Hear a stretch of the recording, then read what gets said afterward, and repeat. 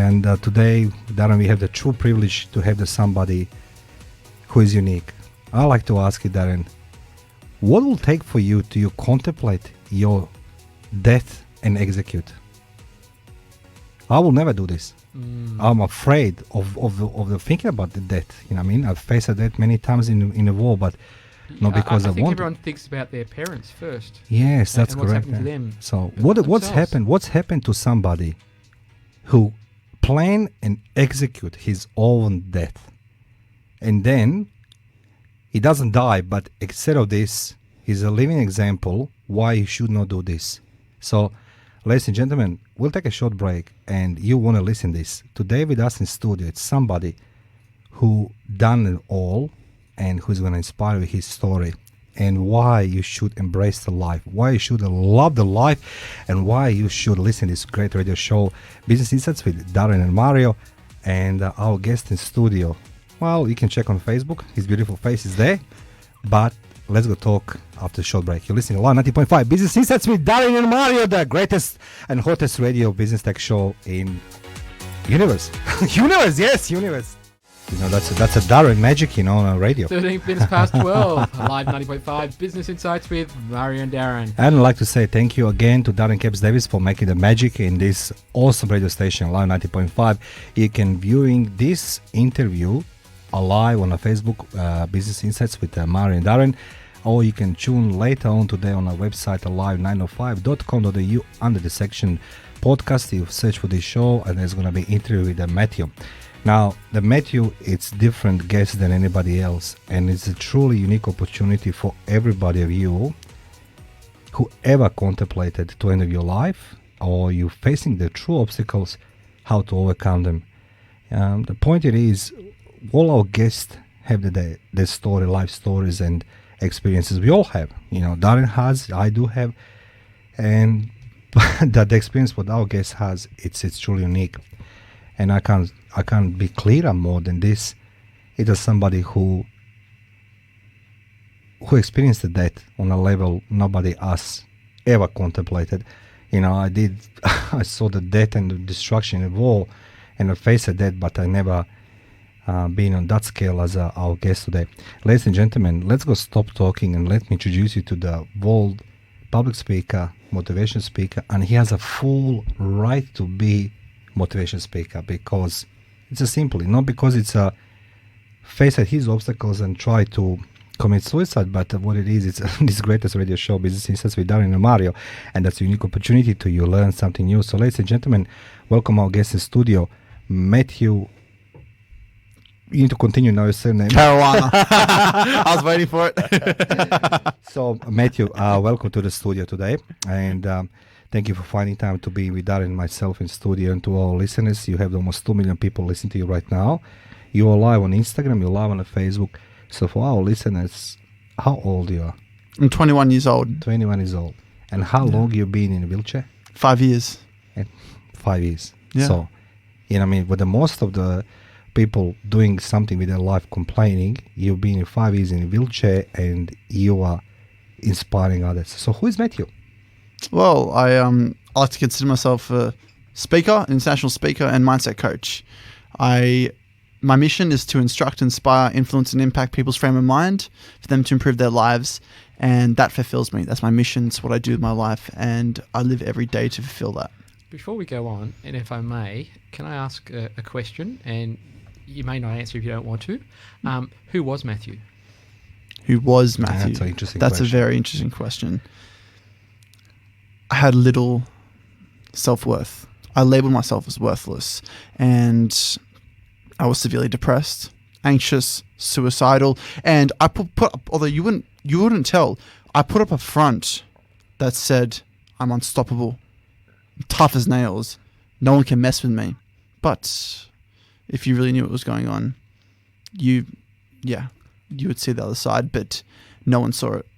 I did my best to hide it for years. And no doubt there are many people like that out there, and it's good that you can share your message of where you are now to show hope for others who may be where you were.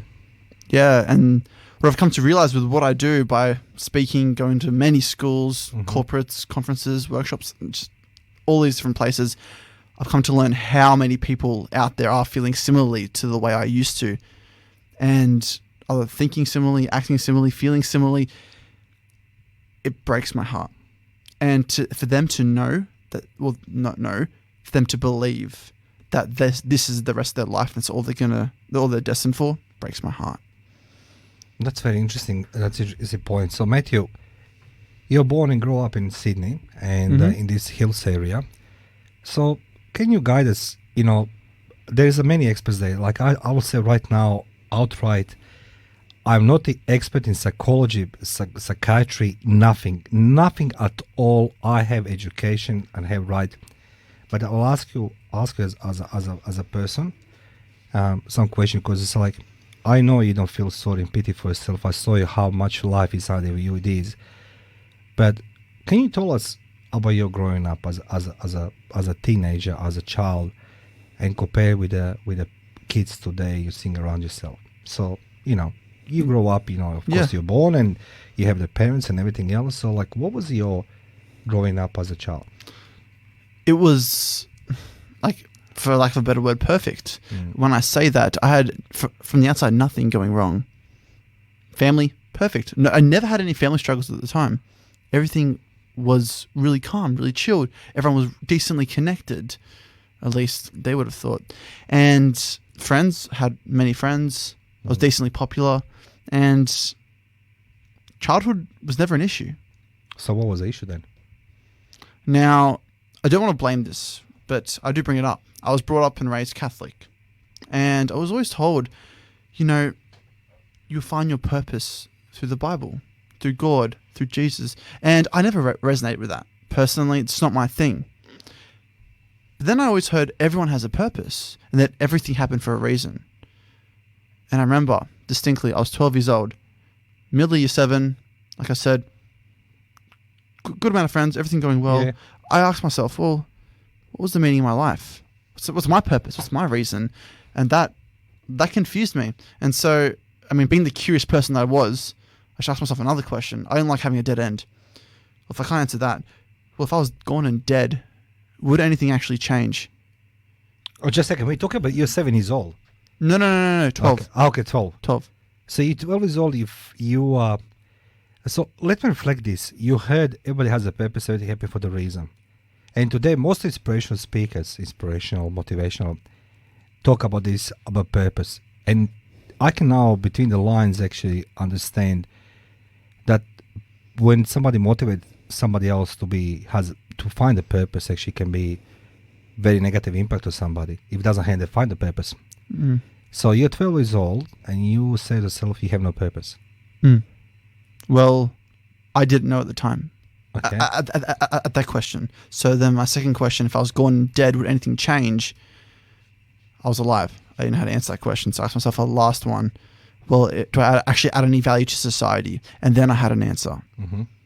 I was 12, lived at home with my parents, had no job, which meant, well, I was just taking up space. Therefore, if I was gone and dead, nothing here would actually be different. There'd be more space for someone else who has more meaning and purpose in their life. Again? What did you say? If you were dead, you won't take the space. Well, if I was dead, because I felt like, well, I won't go to that. But I had no role in society, had no job, lived at home with my parents. I thought I was just taking up space. Because I had no role, I played no purpose. Yeah. So if I was gone and dead, nothing would be different. There'd be more space for someone else who had more meaning and purpose in their life. And then I answered that first question, that my life has no meaning, that I am worthless was how I labeled myself. And I constantly dwelled on that question. I hated it. And I wanted to change my answer, but I couldn't come up with anything else. This really bothered me. And because I labeled myself as worthless, I then became depressed, constantly thinking that and then slowly forming a belief. Okay, I know that sounds stupid for you, maybe or funny, but I cured my depression with Nutella, and the results was 35 kilos extra. Truth it is. How did you cure your depression? It was... If you like to share with us. Yeah, no, of course, yeah. No, it was a journey. So... I'll give you give a little bit of context. So the day that so January 9th, 2016, I was, yeah, it was a Saturday. I wasn't feeling great at all. And if you knew me very well, you would notice there was something off. Like at the time, I was going to the gym every single day. I wasn't missing a day. I didn't go that morning, and I woke up quite late. And my mum called me out on it. She's like, "Matt, what's going on?" And I said, "Look, I don't want to go to the gym today. I'm tired." And those 3 questions at the time, so 4 years later, are still in my mind, and I'm constantly dwelling on them. Constantly. And it got to the point where I actually said, you know what, why don't I actually fulfill these answers? It's now been 4 years. What am I waiting for? What do you mean what are waiting for? So we're talking age 12, you realize that you are taking the space, and that's going to be better if you're not here around, that you're going to free the space, and by disappearing, you know what I mean? Like when I say disappearing, like taking on life. And then, 16 years old, so for our listeners to understand, your mom, she says, let's go to the gym. Mm-hmm. And you didn't feel to go to the gym, and you go with her every day. Yeah. I did not want to. Was your mother suspecting something, or? No, she just thought it was a bit off. And I just said I was tired. So she believed me. She didn't know I was upset, depressed, or anything like that. They hadn't known anything at that stage. So before we take a break, what was depression for you? What did you feel inside of you with our listeners, so they can resonate? If they suffer with depression, how was depression reflecting inside of you? I felt, and then, of course, outside. I felt empty. And I labeled myself as worthless. It's like a hole in my heart that was just carrying this weight for some reason that I couldn't get rid of. Mate, you're 16 years old. How I try to, yes, Darren. No. Now I'm just trying to comprehend this. You're such a brave man, to admit this in the public, and I'm hoping that millions of other people's gonna listen this, because. So how did you this reflect on outer world, in outside world? Are you smiling? You look happy, or? Well, I was going to the gym, right, very often, and the thing was, from the outside, like my outer shell, everything for me was external. My outer shell, like how I looked, you'd think, how did you look? This guy's thriving. Can you describe our listeners? How was a Matt looking in his biggest time of depression, with a big hole in his heart? How did you look physically?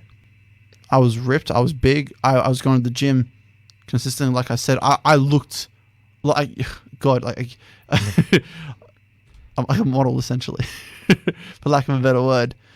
That and stroking my ego too much. About my 2-pack, you know what I mean? So, ladies and gentlemen, we'll take a short break. You're listening to Matthew Caruana. Did I say Caruana? And that's all Darren's fault. It's Darren's fault. You're listening live 90.5 Business Insights with Mario and Darren and Matthew Caruana with us in studio. And, stay with us. We take a short break. This is the story. It's going to move you for forever, not just for today. And thank you, Matthew, for sharing your experience with us. It's very heavy, but, without you, even I today will not be person I am. So thank you for this. Take a short break, Darren. You're listening to Line 90.5 Business Insights with Darren and Mario.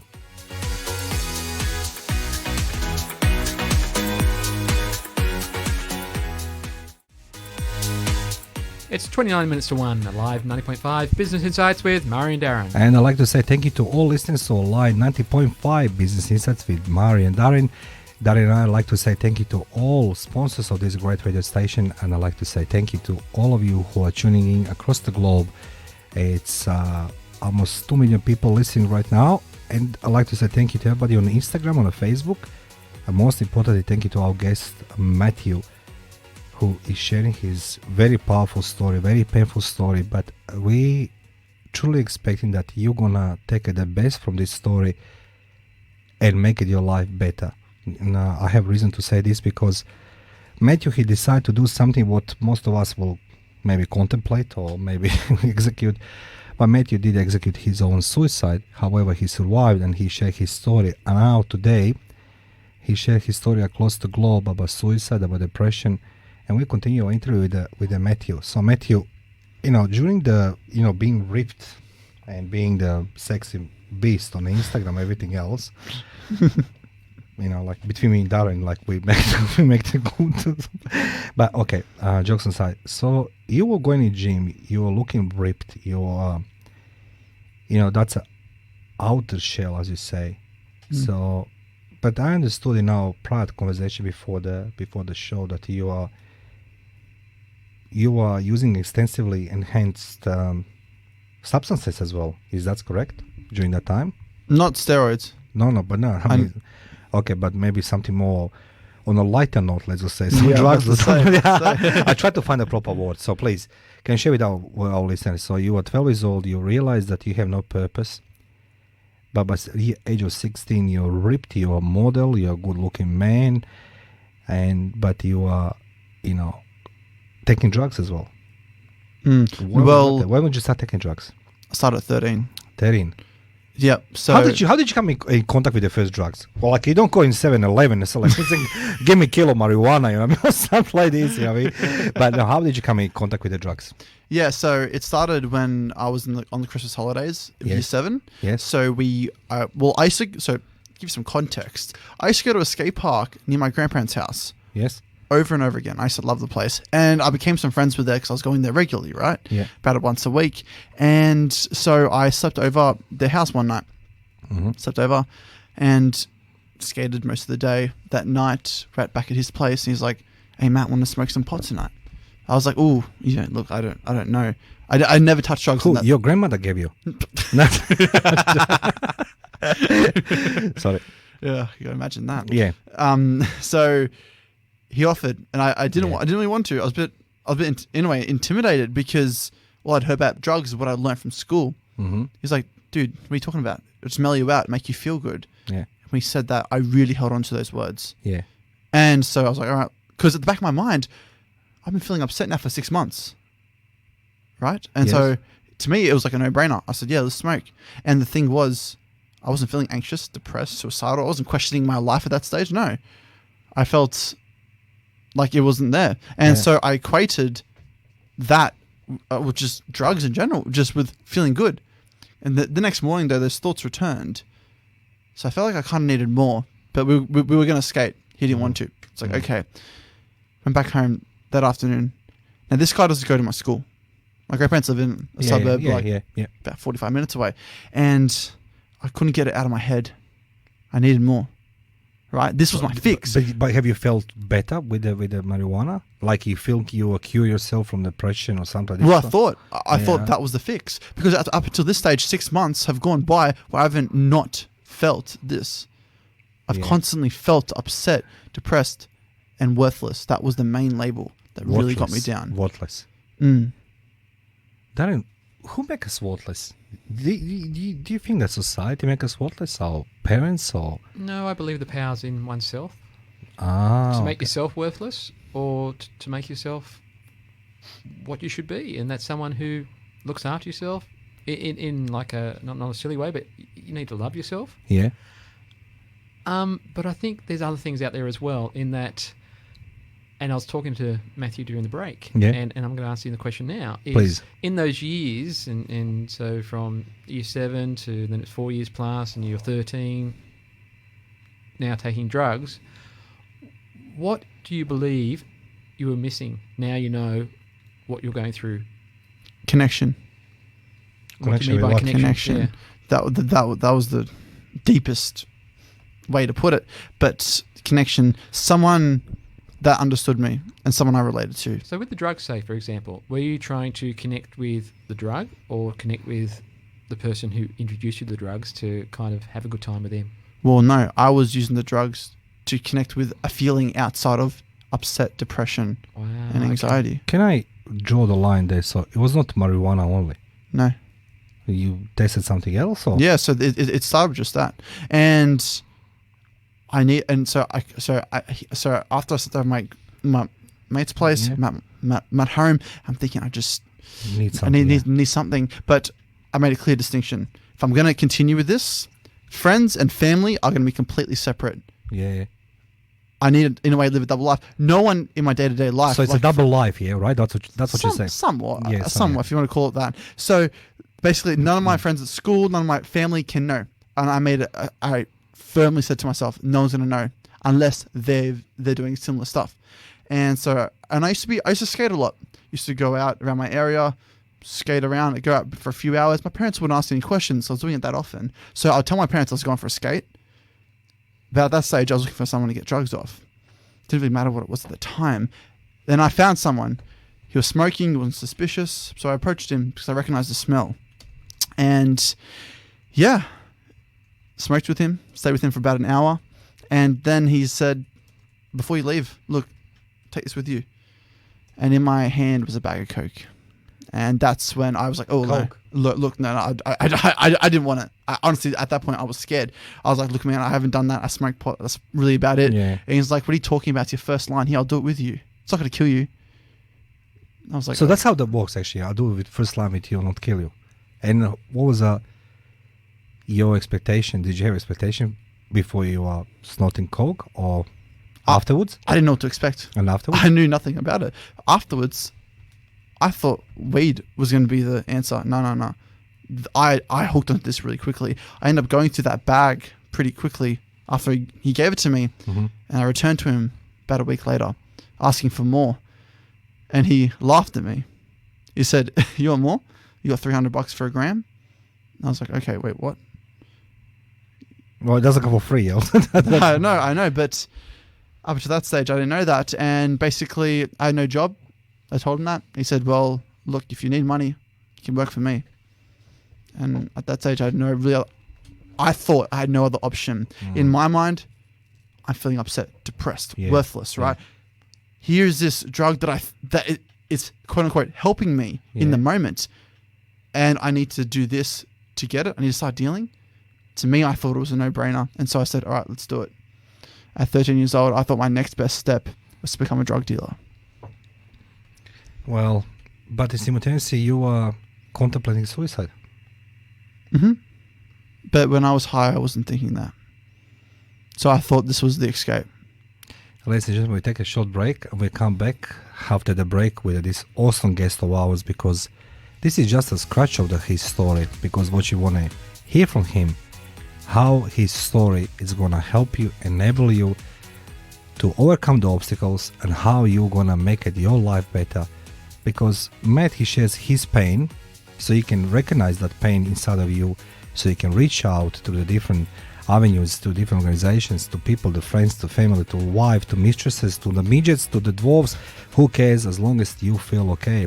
And truly admiring our guest today, Darren, in the studio. So we take a short break. You're listening live 90.5 Business Insights with Mario and Darren, and we'll come back after a short break. It's 1:45, live 90.5 Business Insights with Mario and Darren. I'd like to say thank you to everybody who is tuning in on our Facebook page, Business Insights with Mario and Darren. Please feel free to come tonight after 6 p.m. AEST, Australian Eastern Seaboard time. After 6 p.m. Thanks to Darren Capes Davis. You can come on our website alive905.com.au and hear this podcast as many times you like. And as well, you can go on the Facebook now, tune in, or later on as well to review the footage. I just found a very interesting statistic, Darren.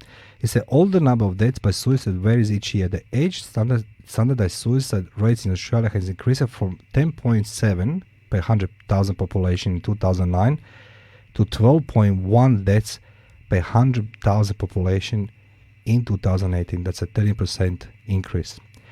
The rate increased by 30% in males from 2009 to 2018 and 40% in females. So the figures of the suicide are actually rising in Australia. And I think it's a stigmata talk about, people has a depression or commit suicide or will commit suicide. But ladies and gentlemen, today I have the real deal in the studio. And Darren and I are very proud to discuss this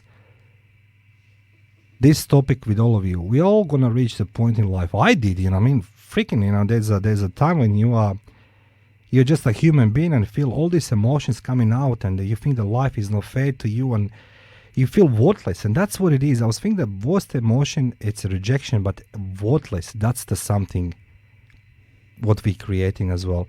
Ladies and gentlemen, now our guest in studio continue his journey. So he's a 16 years old, he's ripped, he's good looking man. Go on his Instagram page, Matt shares, And while he was dealing the drugs, taking the drugs, he was contemplating his own death. Now, for all those who don't believe in the power of the will, Matt is going to share this with you. So, Matt, do you mind? Just turn the camera on. Mm-hmm. Oh. So, Matt, with that was not so technically well, but you can watch on Facebook. But this is on Instagram. So, Matt, you contemplated your death for how long? 4 years. 4 years. I mean, that's if you only include before my injury. Okay. Afterwards, I was still thinking about it, obviously. So, January 9th, 2016, that night, I threw myself off a building 30 meters high, landed on concrete. And when I woke up the next day, when I woke up for 2 weeks, actually. I was in a coma for a while, and blessed, actually, to even end up in hospital. I wasn't found for 6 hours. But when I got into, how do I say it? When I woke up, I originally thought it was the afterlife. When I came back to my senses that this was actually life. So you're thinking you were in heaven when you wake up in hospital? Or heaven, whatever. Whatever, yeah, like, you know what I mean? Yeah. At least you don't want to wake up in Albania on a coast now, you know what I mean? That's what it is like. But yeah, so you wake up in a hospital and you were thinking this is the afterlife. Initially, yes, because I didn't know what to think. Yeah. But it came back to me, I'm still alive, and I had this one thought, and it drove me insane inside. Which is that one? I was worthless beforehand. I was at rock bottom, right? I wanted to end my life. It was for the betterment of everyone else and myself. I was worthless. The fact that I'd failed at the one thing I wanted to do, how pathetic am I now, was the one thought I constantly had each and every moment that I could remember back at that stage. It ate me up inside. I never hated myself more. What is that? Why you feel pathetic? Well, I'd failed at the one thing I wanted to do beforehand, which was to end my life. I was worthless. Therefore, I was a detriment to society and detriment to myself. Getting rid of myself from my existence, I thought was for the betterment of everyone and everything. Darren, can you imagine that? You listeners, if you listen this is the power of mind. I said what I'm going to ask my next question to our guest. It is, you contemplated your death for 4 years. You crawl out of your house. I snuck out, at night. What time? Around about, give or take, 11 o'clock. At night? And then you knew about the building you're going to use to commit suicide? I'd planned it for a year. For a year? I planned exactly where I was going to do it, the time of day I was going to do it, how I was going to do it. I didn't know when. That was the only thing I didn't know. Okay. I had planned it for over a year. So, visualizing it. Can you guide us to that point? So you walk on the top of the building, no hesitation, you just jump. There was no second thought. For the moment of sneaking out of my house to walking to the place, it was about a 15-minute walk. There's plenty of time to have some second thoughts. No, there's nothing. There's no second thought. When I was on the building, it became even more clear. It's like I'd written a movie script and this was the film. And as I get closer, I pick up the pace and I start running. Yeah. Then I throw myself off. And so, look, I need to ask you, this is my curiosity, and please forgive me. The moment you jump from the building 30 meters high till the moment you reach the ground, did anything happen in your mind? Did you saw something, or did you feel something, or it was just a blink of the time, second or something? All I remember is thinking, finally. And then you wake up in hospital 2 weeks later. Yep. And then you think this is the afterlife. Yeah, well, I was both legs on boots. I was braced up, cast on both hands, neck brace, feeding tube, everything. Hated it, and I did not know what to think. And then you think you were believing that you're worthless before the suicide, but after you waking up, realizing this is not afterlife, you're in a hospital. You say to yourself, how pathetic actually I am, because the one thing I planned, I couldn't execute to take my life.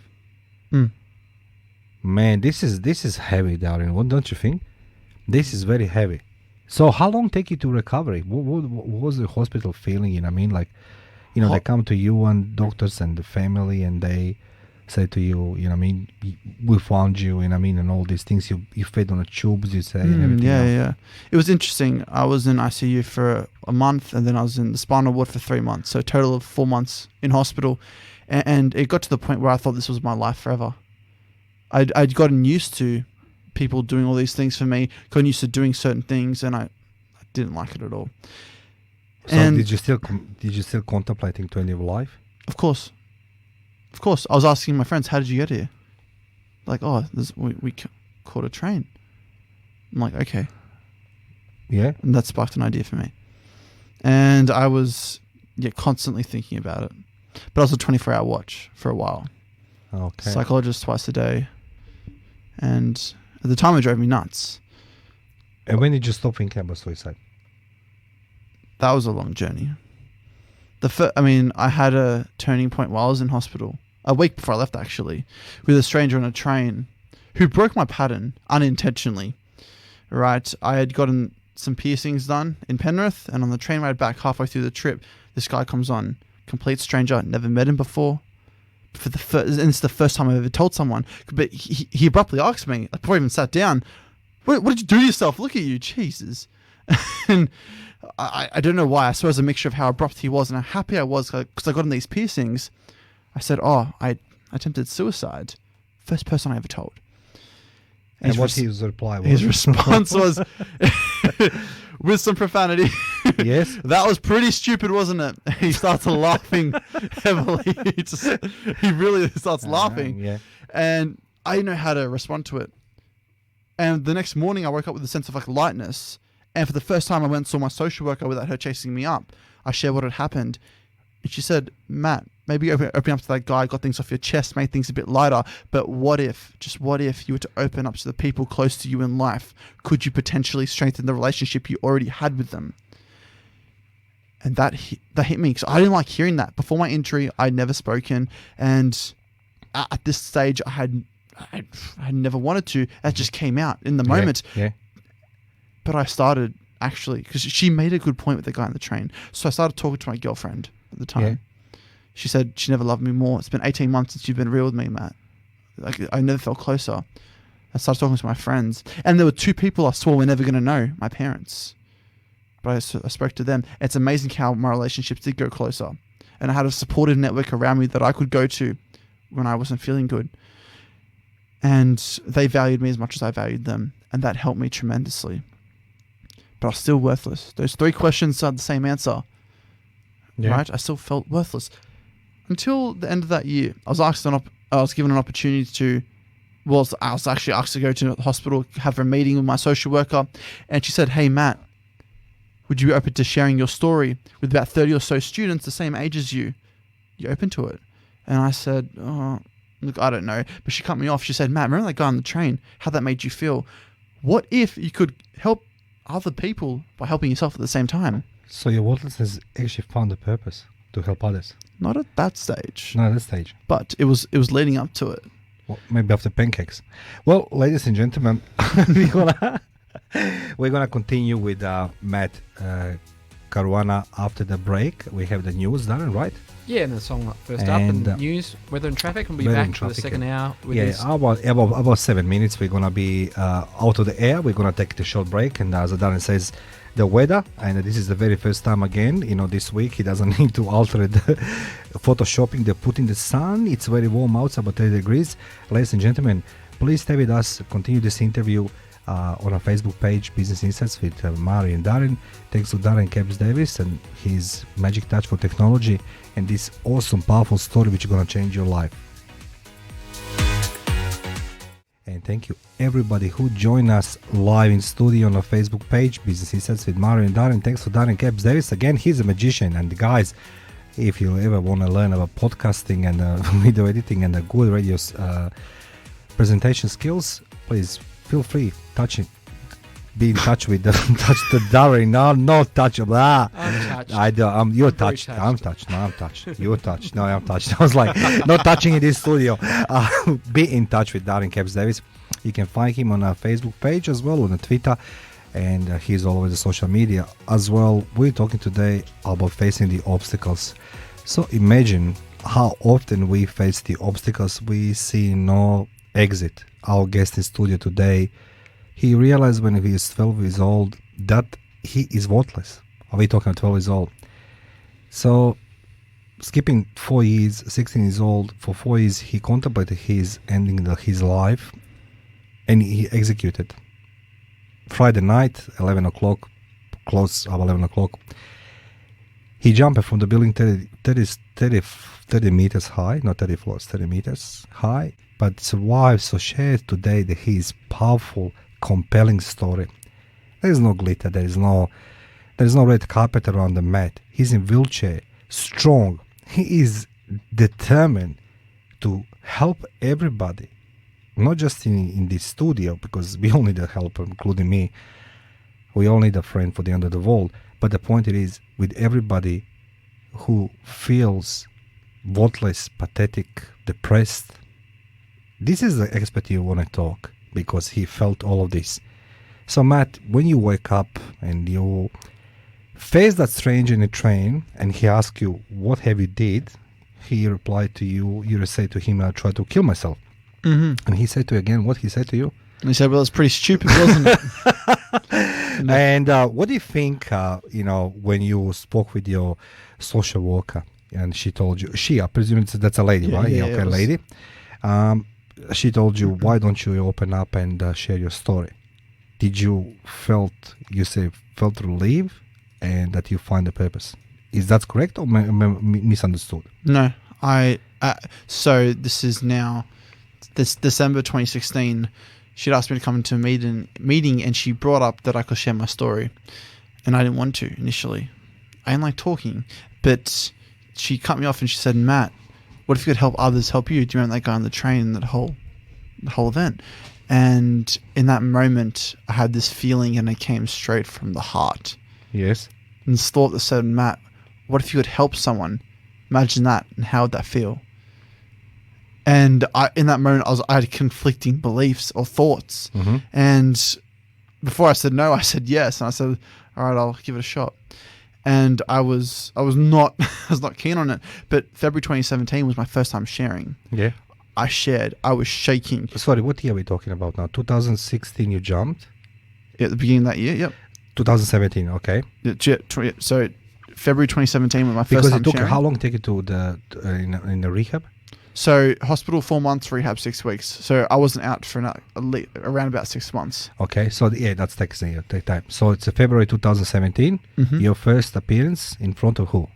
So there's only 30 high school students, same age as me. I was 16 years old at the time. Yeah. And I was shaking. I was shaking. Why? I didn't like talking. I never spoke up. Well, if you have a Darren Kebs Davis like I did have, so he helped me to develop those skills. So you were shaking because you never spoke in public. Not just spoke in public. I never opened up before my injury. Okay. I didn't like opening up afterwards as well. These are the things that I didn't like doing. But I gave it a crack. And I was shaking afterwards, thinking, what are they all thinking of me? But they came up to me after. Mm-hmm. They said, Matt, I got a lot from it. You inspired me. And that really touched me. I got to say, in that moment, I can't bring to words like what feeling I had. But I remember I just nothing but tears coming out of my eyes for it's just, I suppose, gratitude for my dark past. Not just my dark past, but that being able to inspire someone else. That meant a lot to me. And I really carried that. And I really owned it because that was the connection that was, I suppose I was after. And it wasn't like in that moment I found purpose. No, I kept at it. So because I loved it, I'm like, all right, let's just keep speaking. Any thought of anxiety and nervousness, no, forget that. I can inspire someone. So I kept at it. And then I was like, I want to go to schools myself, corporates, conferences. I want to coach people one-on-one. And slowly, I started to form a mission to instruct, inspire, influence, and impact people's frame of mind for them to improve their lives. And then I became fulfilled as a result. Because now I was matching what I loved with what I did every day. Now I wasn't speaking every day, but I was working towards that. Whether it be a phone call, an email, a Facebook post even, just something along the lines or that's in alignment with my mission. Anything in alignment with that became fulfilling. And I look forward to each and every day more and more. And over time, I gradually overcome my depression anxiety, and suicidal thoughts. May I add something on this one? And I always come back to one simple point. I know what means and feeling, talking public. And, I was grateful to this radio station. For me, it was a different reason because English is not my, native language. But I'm always grateful. I always say this public, not because I need to kiss the bottom of the Darren Capes Davis. He's a good man. And he gave me opportunity to learn how to speak. And in a nice way explained to me how to do these things. Now, it's not about me. I'll just say something else. In a moment when I faced some things, I turn myself to YouTube. And I listen to all these blahs. 95% is just a blast. They're just redefining, and doing redefinition of the same thing somebody else previously say. However, there's a big difference between Matt Caruana and the public speakers, motivational, inspirational, whatever you want to call them. Most of the public speaking is being choreographed. How to stand, how to smile, how to walk, how to move the body language. The difference between everybody else and you're confined for the moment, we come later on why for the moment, to your wheelchair. So you have no luxury to do the body language, walk on a fire, fly over the balloons, and shaking everything else. You are there on a spot. That is authenticity. That's the power. And I'm congratulating you on this. Seriously, man. I can't swear because Darren told we can't swear on the radio. And, I think you saw that document where it says we can't swear, Darren, but I'll take it out of the water. No swearing. But the point we're trying to make to you, that's authenticity. That's the unsung business hero. We say, I say business hero because, after all, it's a business to share your knowledge. It's not just the motivation. But let's go say, you step at the first time with a fear in a wheelchair. You have 30 students who are your age. And you're the only one in a wheelchair and you're sharing your story. So what was the most common question those students ask you? There was no question. Somebody's ringing here? It's mine. It's mine. It's also the camera in the corner. So please, everybody forget. Sorry, That's my fault. I'm just calling down from my phone right now. So what was the most common question you got from these first 30 students? Nothing. What was the expression when they saw you? Nothing. Nothing. They asked no question. They were speechless at the end. So there was another speaker who went before me. Yeah. He got about 8 to 10 questions. Yes. But I had nothing. The students looked shocked and just like they froze up. But isn't that the power when nobody has nothing to say after your story? This is not negative. No, this it's is, not you negative. you leave it speechless actually. Yeah, I suppose. But that's it is, because the inspiration doesn't come in, you just commit suicide. But, this is the first encounter with somebody who executed by hoping will come back on the other side, be alive again, as I said, right? And you are. So, did you develop any program? But before that, do you believe that children or kids, whatever you call them, young adults or teenagers, suffer from depression in silence? Yes. I've had countless. So just a second, let me tell you. But let me ask you. But there's so many programs. There's so many organizations. So why it's not successful? Because it's a first hand. So how the teenagers suffering in silence, like yourself, or similarly? What's the missing? Yes, similarly. And the thing is, it baffles me and leaves me speechless. How many young people come up to me after? When I'll be at a school running like a 2-hour workshop or whatever, and then they come up to me afterwards, and they share, Matt, I want you to know that you're the first person I'm ever telling. Yeah. But I've been feeling like this now for 2-3 years, and I've been having these thoughts, been doing these things, a lot of which is similar to the way I used to think, act, and feel, and it scares me. It scares me. What scares you most with them? Because I see my old self in them.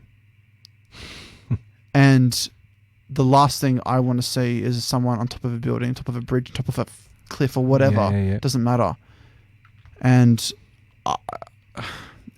then I asked the question, do you think there's another side to this? Do you think there's a light at the end of the tunnel, that there is any hope left? And it breaks my heart to see or to hear that some of them don't think there is a way out. Yeah. The public belief is that depression is not curable.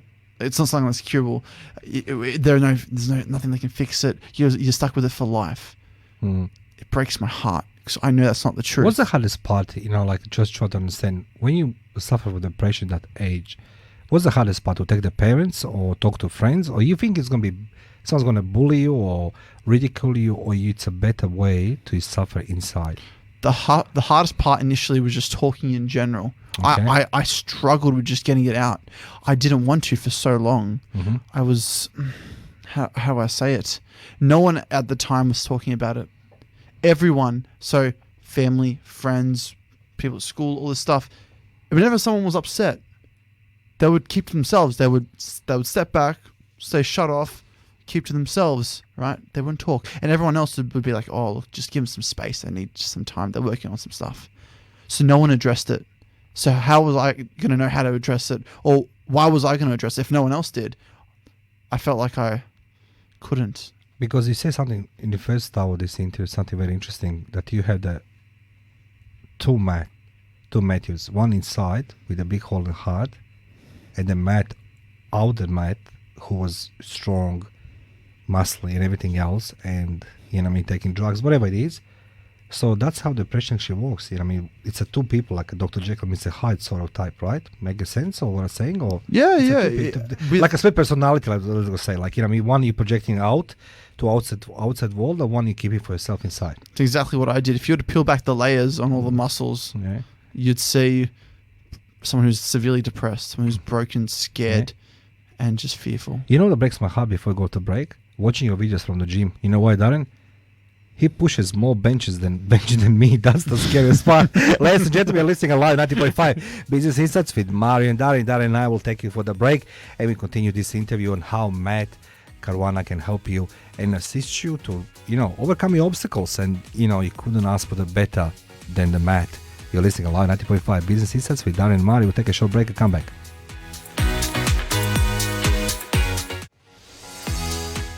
It's 25 minutes past 1, a live 90.5 Business Insights with Murray and Darren.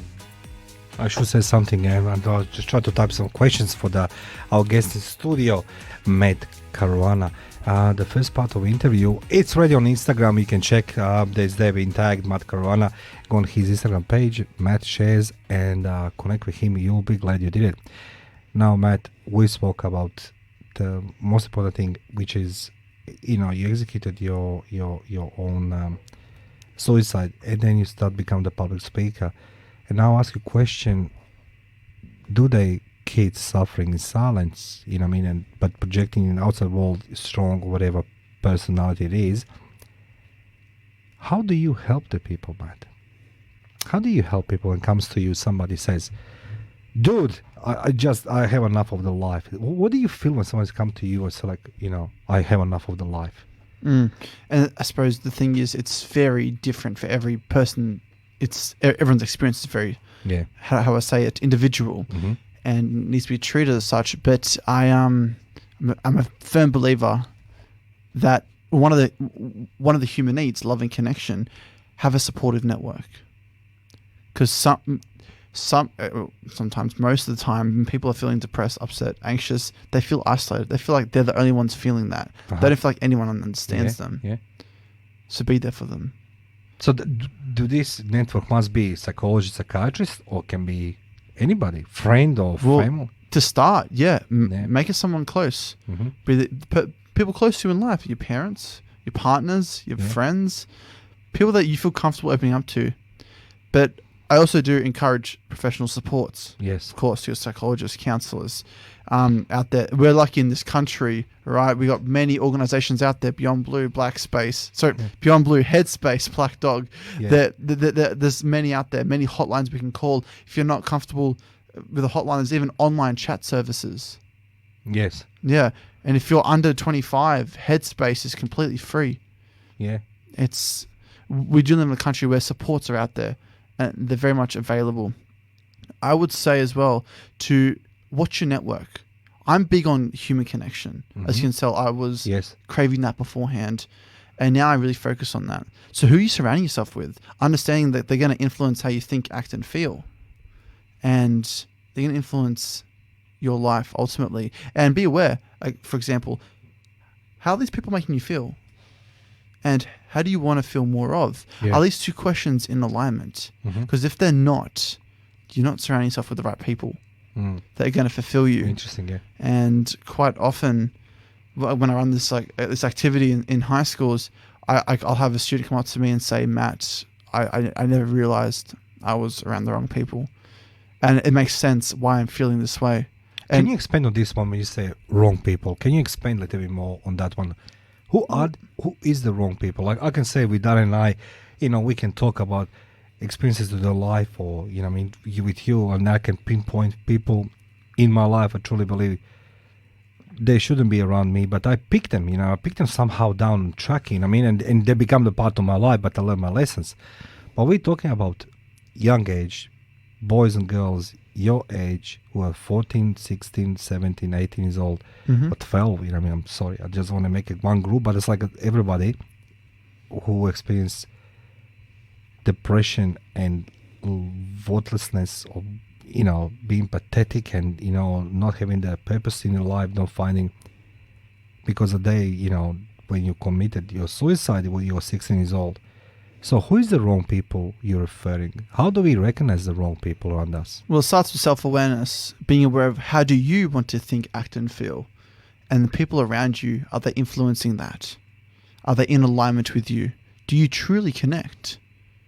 So, for example, I was surrounding myself with people that, how they made me feel? Well, they excited me a little bit. They were cool, they were popular. There was always a lot of uncertainty and variety going on. Yes. Yeah, but at the same time, I felt belittled. I felt like they didn't really value me that much. I felt like, how do I say it? They wanted me to do things. If I didn't do them, then I wasn't worthy enough or whatever. And I felt a little bit frustrated by that as well. So I'm feeling excited, frustrated, and belittled. But yet, in life, I wanted to feel more excited. I wanted to feel more grateful, and I wanted to feel, how do I say it, happier. Yeah. It's more fulfilled. They weren't making me feel... So if they were taking me... If I wanted to go left, they were taking me right, essentially. They weren't in alignment with how I wanted to think, act, and feel. And that's the biggest thing. Interesting, guy. So you feel you develop that sense inside yourself, I should go that path. I choose the people that then taking me out of that path. But why we continue walking with these people? This is the biggest question, question. Why will stuck with these people? I did, you think I didn't? Oh, man, I've done crazy things in my life, just to attract attention of the girl. And then eventually I finished in juvenile when I was at 12 and a half. But the thing it is, why we continue with those ones? I'm asking you because, even today I can't find my answers, and I'm old man, I forgot most of these things in the past, but why we continue walking with these people? Well, at a young age, typically it's about popularity. We're comparing ourselves. And then later on in life, I believe it becomes our identity. And it's comfortable. We stay there because it's comfortable. It's what's known. It might not be serving us. But if we're comfortable, it's going to be easier to stay there than seek other friends. Because that's going to go into the unknown. The unknown brings about a world of possibilities. God knows what's going to come. Yeah. Nothing that we are familiar with. Yeah. So it becomes a part of our identity, and when it starts to become a part of your identity, you start to protect it. Yeah. You don't want anything to interfere with it. Ask you one question. You can answer or not. How embarrassing it is to somebody admit and say, I'm lonely, I'm worthless, I'm depressed. Generally speaking, doesn't mean to be 12 years old, 16 years old, 25 years old, 95 years old like a Darren, and me like 16 years old. But jokes aside, no, Darren's not 95, Darren's 41. But the point, 41. 42, 4, 3, 4. Okay, doesn't matter. Jokes aside, but stop making fun of this. How it is difficult to somebody says, I have a problem. It's hard. It's because you're throwing yourself into the deep end. What do you mean deep end? Expand. You're making yourself vulnerable. To whom? Whoever you're sharing with. You're laying all your cards on the table. This is me. This is what's going on behind the scenes. Yeah. This is what you don't see. This is what I put forward, but this is how I'm really feeling. And that's uncomfortable. Society, in a way, says, it's weird to talk about that stuff. It's uncomfortable. It's taboo. No. That shows emotional maturity and true strength, if you tell me. Anyone that opens up to me, I honestly am inspired by. It takes a lot of courage and bravery to open up to someone.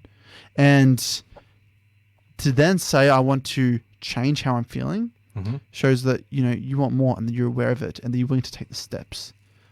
That is inspirational. What's the courage for you? Define me the courage for you. To find courage. Courage. We don't talk about wars or about the speaking radio. What for you will be courage? Being authentic. Authentic. Being authentic. That is one of the hardest things to do.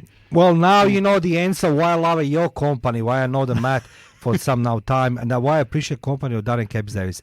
I always come back to one thing, my dear listeners. I'm very grateful that you're spending time with us on radio, with Darren and myself, and we are so proud that we have the guest, and today particularly somebody like Matt who experienced everything, and he shares his journey with all of us. We'll take an authentic break now. On we're gonna switch the sign on air so we can swear. Darren says after we on off air we can swear. Darren never says that such a thing. Ladies and gentlemen, Darren Mario will take a break with you, and our guest in studio, Matthew Caruana, is gonna share his journey after the break.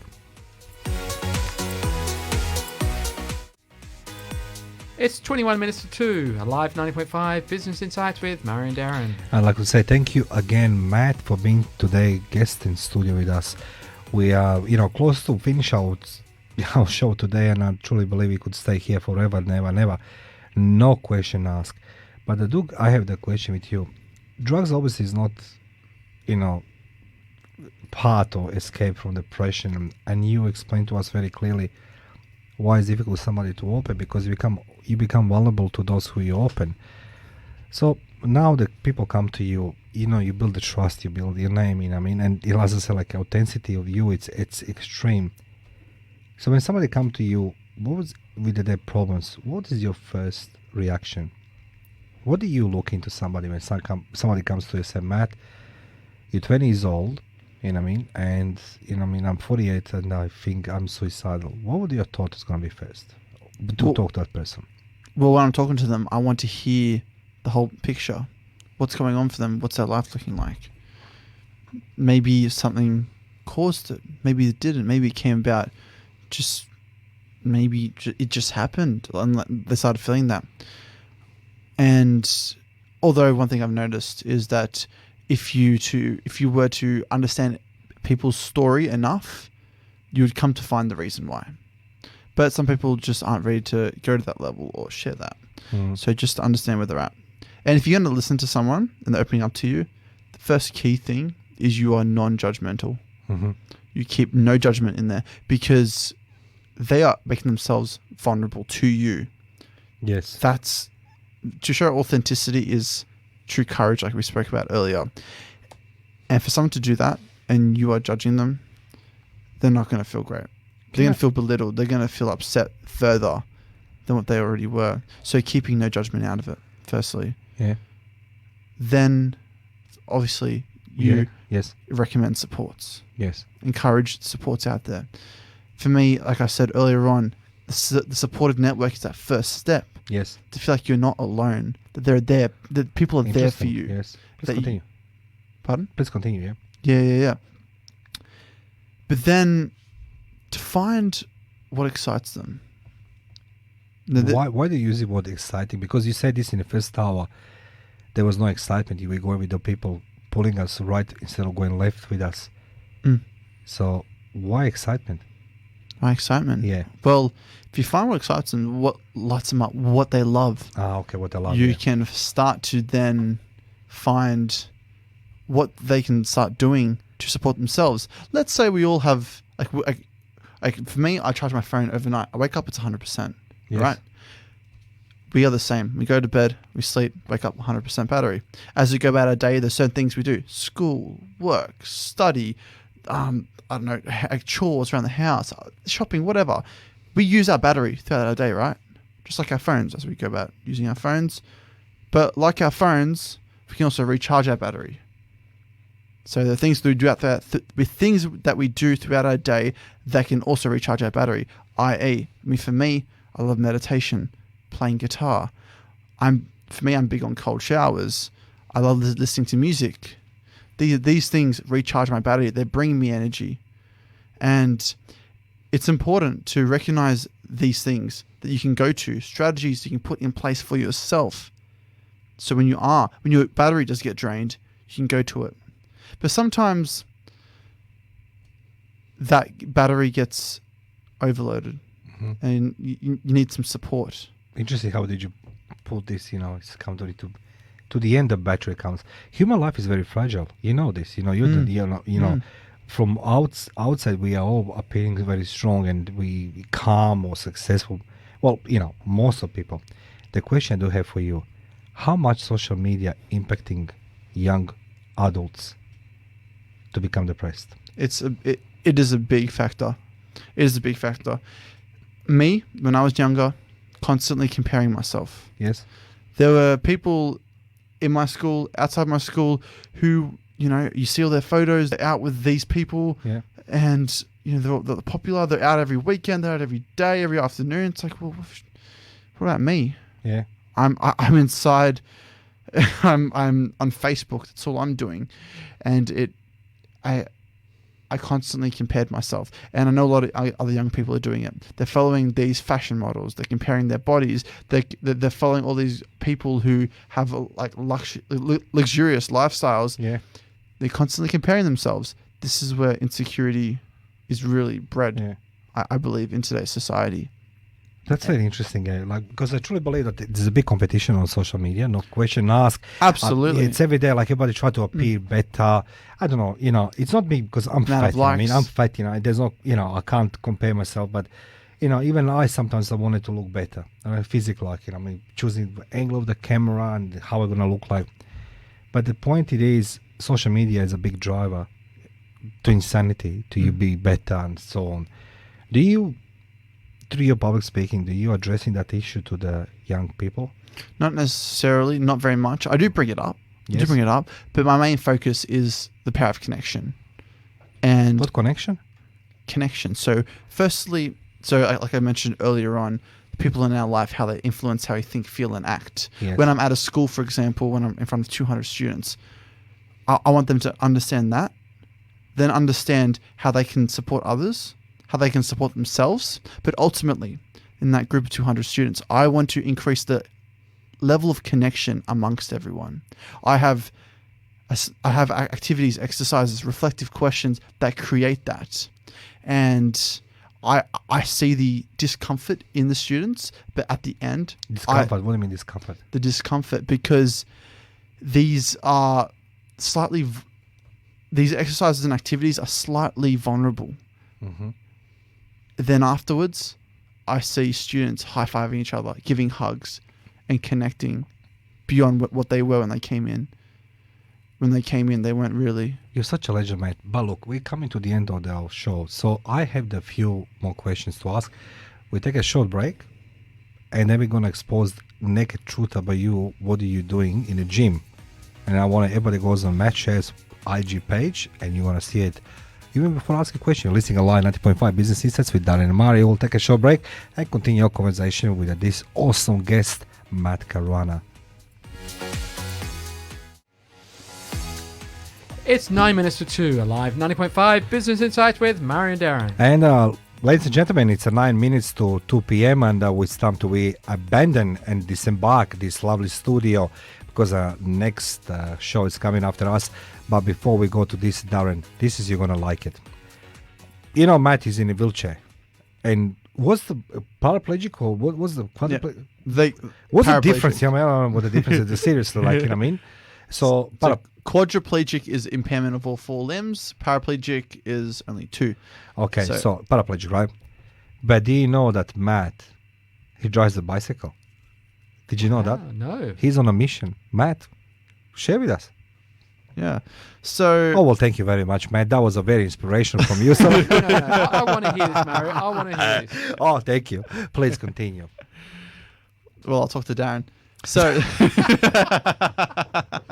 No. So, excuse me. With my injury, I've been. So I have a spinal cord injury. They say there's two types of spinal cord injuries: incomplete and complete. Now, most people have incomplete injuries. It means the spinal cord's injured, but it's not completely severed. Mine is complete. There is a complete sever in my spinal cord. It is in two. And that means there should be no nerve signals going from the brain to my body beyond that point. I am now in the gym, riding a bike, working my legs, the strength there, in order to progress towards walking again. I'm doing sit-to-stands while I am with my rehab trainers and my physios, and we are seeing progress continuously. So, how's the signal going there? Is it a new pathway, or did they get it wrong? Do you have a connection there? Well, this is where, I suppose, typical way of thinking, and like science, what they teach at uni and all this stuff, they can't explain it. At my physio, for example, they get new students going in there for placement every like 4 or 5 weeks. Yeah.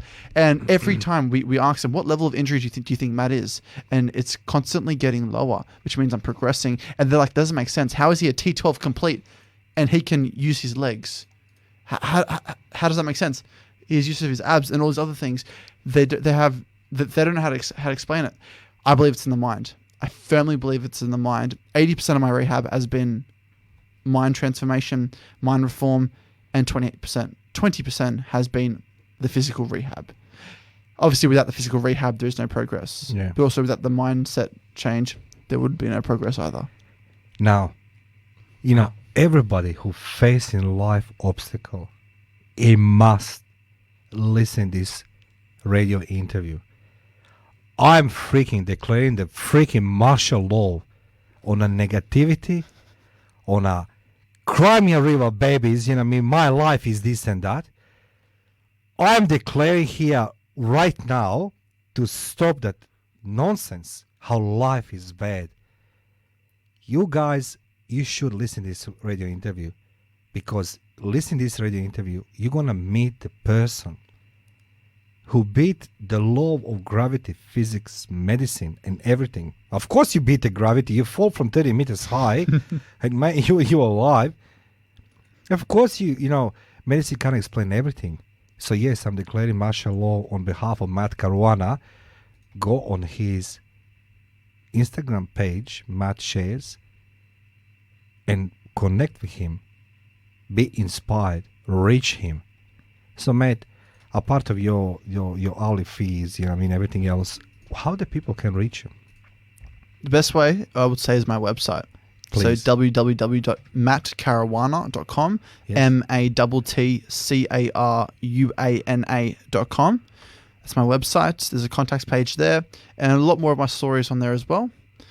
You can, all that. Then I have my Facebook, which is just Matthew Caruana. My Instagram is Matt Shares, and LinkedIn is Matt Caruana. They're my socials. Darren, but before we end this show, let's leave that music. I'd like to say, first of all, thank you, Matt Caruana, for being our guest. Thank you, Darren Caps Days, for being awesome man, great mentor, and a magician with technology. I invite everybody to come on our website alive905.com.au. Today after 6 p.m., please check the podcast section and please hear this interview. But before we go, I want you to know Darren and I are preparing ourselves. We're still waiting for some small details. World Guinness record. We're going to crush it. 67 plus hours continuous broadcasting. And you're going to be glad you tuned. Ladies and gentlemen, Business Insights with Mara and Darren. Have a nice weekend.